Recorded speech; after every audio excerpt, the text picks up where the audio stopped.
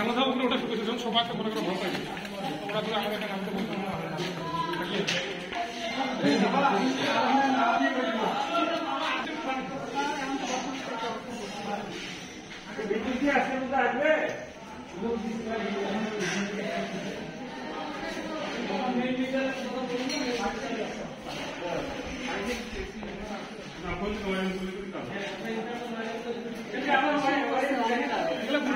আরো মায়া বলছিল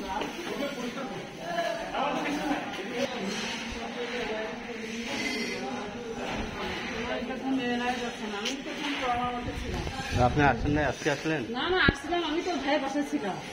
কোনো তো শুনো আমার বাসায় আপনি যান আমার বাসায়